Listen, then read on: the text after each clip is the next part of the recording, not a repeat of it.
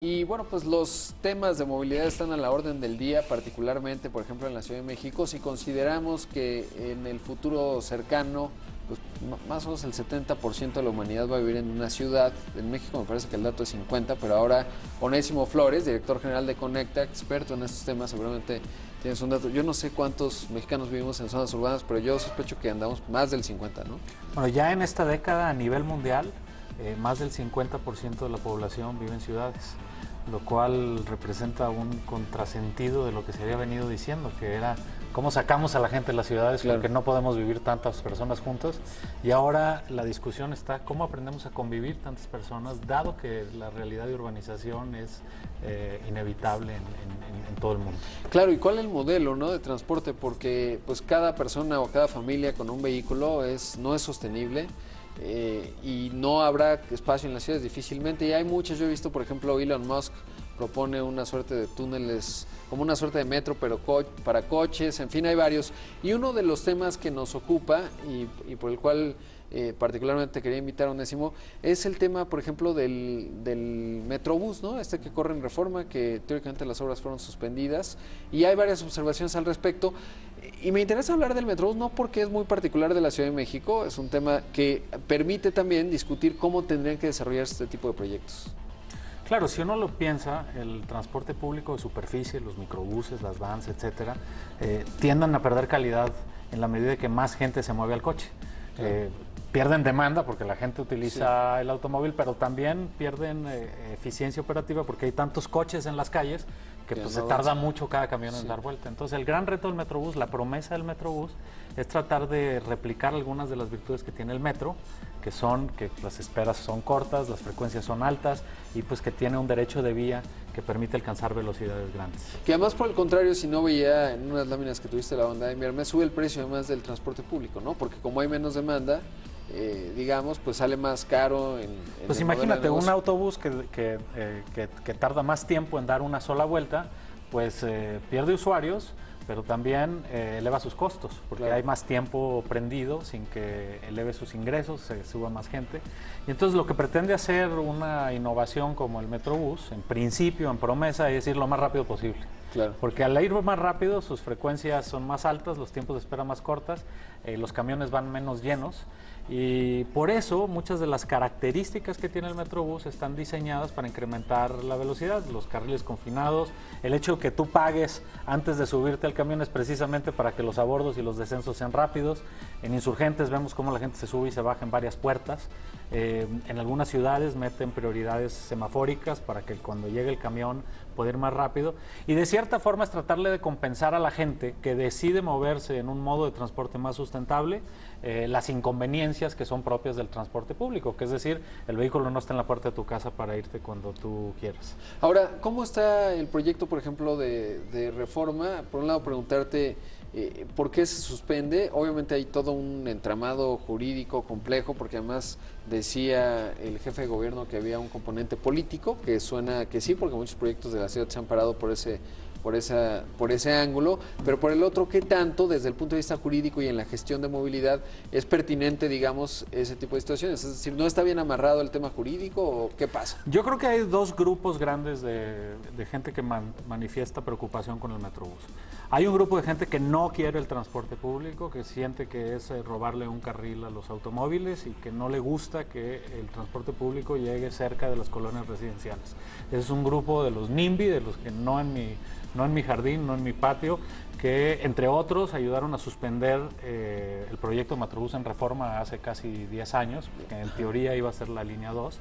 Pero hay otro grupo que tiene muchas preocupaciones legítimas y razonables sobre detalles del proyecto.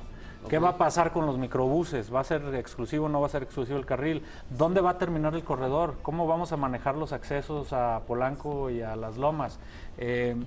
¿Quién lo va a operar? ¿Con qué costo? ¿Se van a tumbar árboles o no se van a tumbar árboles?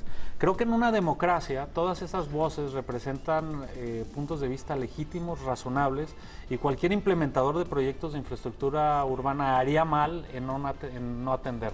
¿Qué sí sabemos? Es decir, bueno, me ha tocado circular ahí constantemente y pues prácticamente ya un carril lo tenían confinado porque ahí estaban haciendo, digamos, la infraestructura para que pueda circular el Metrobús y pues uno pensaba, si ocurría como en otras vialidades en la Ciudad de México, pues no iba a haber, digamos, microbuses y todo este transporte que además, pues los que les preocupa que ocupe un carril de los coches, pues ya ocupan 3, ¿no? Los peceros y todo, sobre todo ahí en Auditorio. Pero, digamos, ¿en dónde está la discusión de que se van a tirar árboles o no? Porque, pues teóricamente el carril pues ya se veía ahí planteado. Claro. Nosotros entramos a esta discusión, mi colega Rodrigo Díaz y yo, invitados por un grupo de vecinos de La Voz de Polanco y de vecinos de Las Lomas, quienes recibieron el proyecto técnico del gobierno. Y estos vecinos dijeron, caray, es difícil tener una discusión técnica cuando nosotros no somos técnicos, y es difícil que los técnicos entiendan las preocupaciones de los vecinos cuando no son vecinos. Entonces nos invitaron a que hiciéramos una revisión del proyecto y emitiéramos una opinión imparcial de terceros sobre cuáles eran algunas de estas problemáticas que tiene el carril. Lo que te mandé es precisamente nuestro resumen que presentamos hace algunos días ante la Secretaría de Gobierno, el director de Metrobús, el secretario de Obras, etcétera. Y pues básicamente tiene que ver con qué tan exclusivo va a ser el carril, qué va a pasar con los microbuses que están ahí.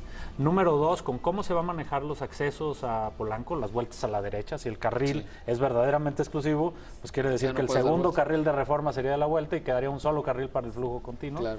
Y número 3, el problema de dónde va a terminar el corredor, porque por un lado tienes el objetivo de llegar hasta Prado Norte y Ferrocarril de Cuernavaca, donde están tantos corporativos, que es donde ahí se concentra el mayor pico de demanda, pero por otro lado es una zona muy caótica, que sería muy complicado no comprometer la eficiencia operativa del Metrobús, y entonces hay voces que dicen, bueno, lo podemos regresar un poquito antes hacia o sea, en la zona Petroleros más o menos. El proyecto de la ciudad es que sea en la fuente de petróleos, pero tiene dos problemáticas muy particulares el proyecto del gobierno en este momento que nosotros señalamos.